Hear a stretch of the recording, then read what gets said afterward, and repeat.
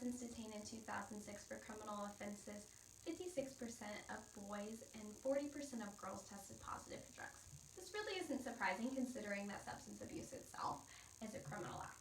But I bet a lot of people don't know that this sets this individual up for more offending, for more encounters with the justice system, for more of a history of crime.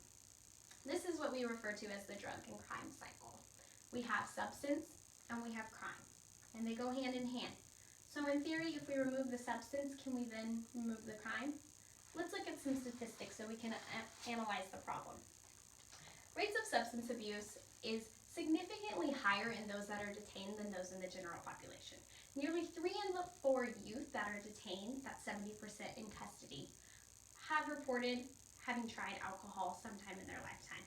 That's compared to 5 in 9 youth, 56% of the general population who has tried alcohol. And this doesn't just include alcohol, this includes all illegal drugs. So at some point, these that are in detainment have a higher rate of substance use than those that are in the general population. Also, over half of those that are in custody report that they were drunk or high in the weeks leading up to their arrest or the detention. So let's think about this. These individuals, numerous times a day, numerous times a week, for months before they ever committed a crime or got caught for their substance abuse, were using. So potentially we had a problem before we ever had a problem. On top of that, and like previously stated, those that were arrested for offending in 2006, 56% of them, the boys, and 40% of the girls were actually high at the time that they were arrested. So I think we have a problem here.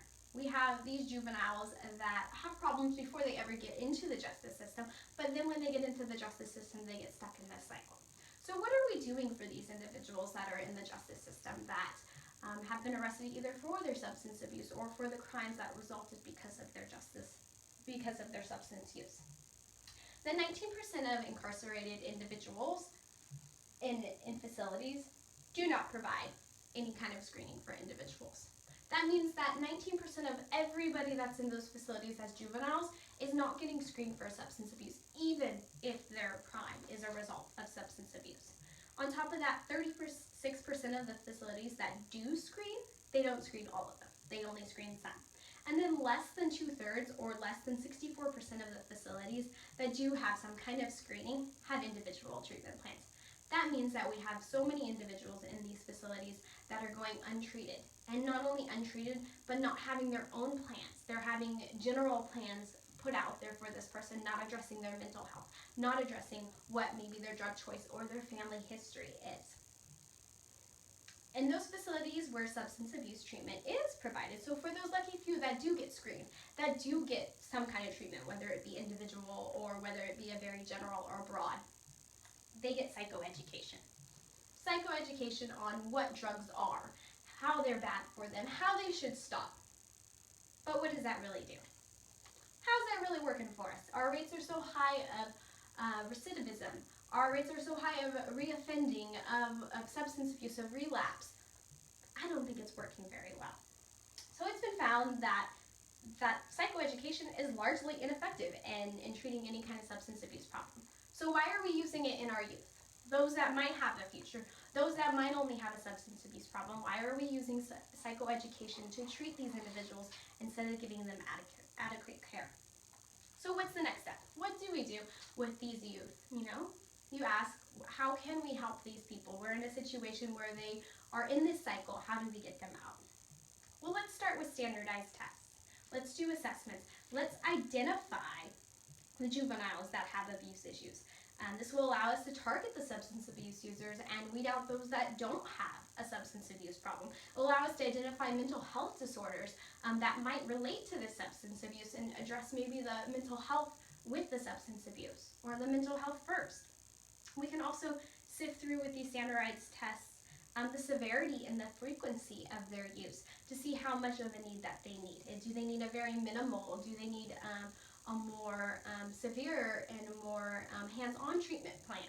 What do they need, and how much level of impact is this having on their daily functioning? Are they able to have their normal activities such as school, the things that children are supposed to be doing or kids are supposed to be doing, going to school, their social functioning, their family life? Let's decrease decriminalize. Let's decriminalize these individuals. They have a problem, they have an issue, they have a disorder. We wouldn't call somebody that has schizophrenia or bipolar a criminal. So why are we calling these people that have the substance abuse criminals?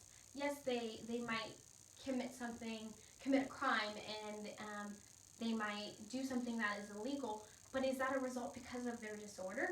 Would we punish an individual that is bipolar during their episode that does something illegal? Or would it be that they didn't have the capacity at that moment? So why are we punishing these people? Why are we kicking them when they're down? Why aren't we helping them back up instead? Let's not give them a get out of jail free card.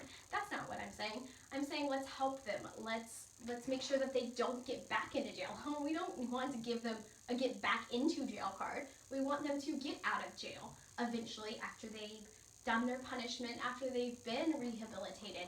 We don't want to just keep bringing them back into this cycle. And let's be honest, it costs our society not only in the means of money, but in harm. So let's stop that. Let's communicate. Let's communicate with the justice system and the resources within our community and the treatment. Let's communicate between providers and counselors and correctional officers. Let's open these pathways so that we understand that substance abuse has such a role in why these individuals are here in the first place, why they have the circumstances that they do because of their substance abuse, and that they do need treatment and that they need help and they don't need to just be punished and treated badly because of this. Let's make it a family affair. We all know that it starts with the family. Let's start looking at the system. Let's start working with the family and understanding that substance abuse itself is transgenerational. And if we stop one generation, maybe we can stop future generation. We talk about harm to society and how much money it costs us as a society. Well, why don't we stop this so that we don't have further damage to our society?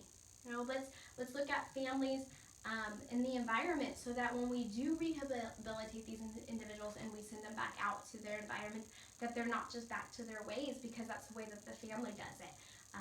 And let's also address mental disorders in the family. Is it apparent that it might be something that's hereditary? Is somebody else in their family suffer from it? All of that encompasses the family and the system and that support for this individual. And let's do appropriate treatment. We criminalize these individuals, or we don't do individualized treatment plans. Let's address the mental disorders. Let's address the specific drug and the hardships that this individual went through. They are adolescents, they're children, and a lot of them have proven to have rough lives. Let's address those. Let's use research-based treatments instead of just winging it. Group therapy is great for some individuals, but some individuals need one-on-one counseling, or for example, using motivational interviewing with an individual that's research-based and that has proven to be efficient with this specific age group.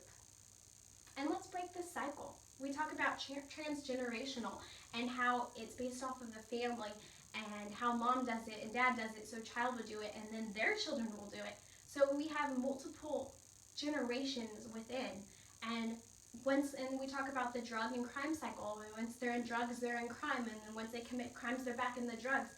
Let's just break it. Let's remove one of those components from it. Let's just break this cycle of where we have our youth, our children in facilities because of a disorder, because of a problem that they struggle with. Let's help them instead of punishing them.